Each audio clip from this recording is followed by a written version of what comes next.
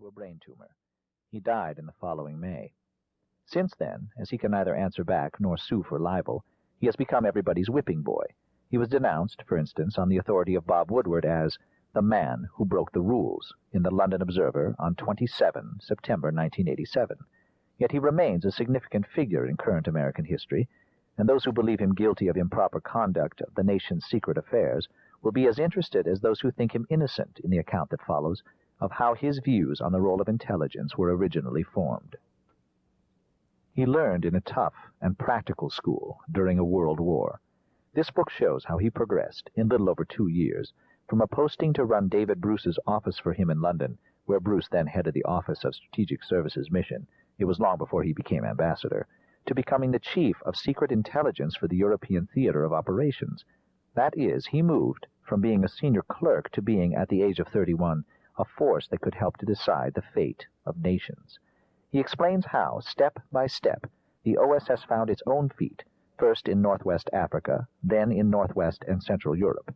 He shares General Donovan's opinion that the initial debt the Americans owed to the British in the field of clandestine activity was huge. He shows also how fast the Americans learned, and how competent they were at escaping from British tutelage when they needed to do so.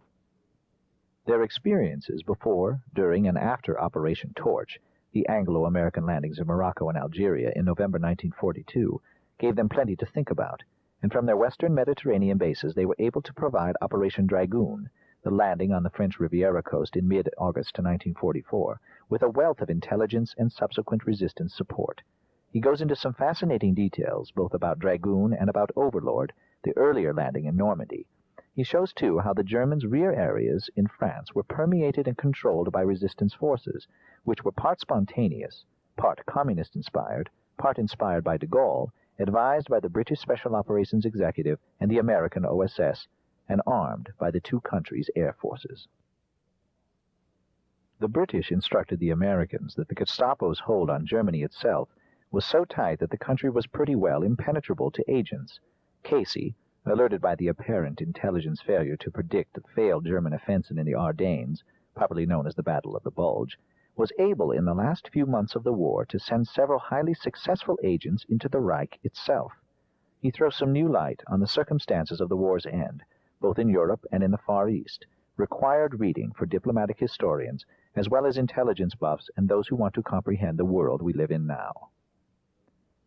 During his brief years with the OSS, he learned the value of close analysis, picked up the art of asking the incisive instead of the ordinary question, discovered the value of the spy on the spot, as well as the value of the academic blessed with a talent for decipherment, and studied the intricacies of secret radio. He has some almost lyrical passages on the portable radio set the OSS nicknamed Joan Eleanor, a big advance on the SOE's bulky S-phone, with which agents could safely pass their findings straight out to a passing aircraft, as easily as if by telephone. Rank does not count for much in this sort of work. For a time, in Britain's SOE, a 3-star general and a 2-star admiral took orders quite calmly from a squadron leader, the equal of an Air Force major. Nevertheless, Casey was a shade concerned lest, with no higher standing than that of a reserve lieutenant in the United States Navy, he might not be able to hold his own with general officers in the United States Army. The way round was easy. He was put on inactive duty, dressed thereafter in plain clothes, and carried his points by force of personality. His obituary in London Times on 7th of May, 1987, noted his chill gray eye as well as his affable manner. He was able to combine both with effect.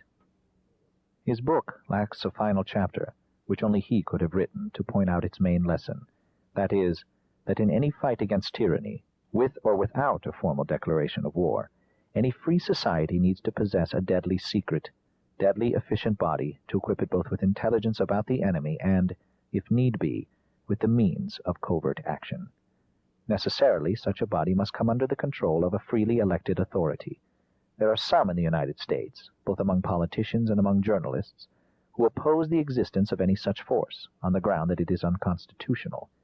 Yet the words that come next in the American Constitution after the President's oath of office are, "The President shall be Commander-in-Chief."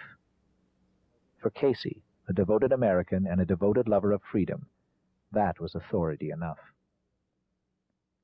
MRDF, London,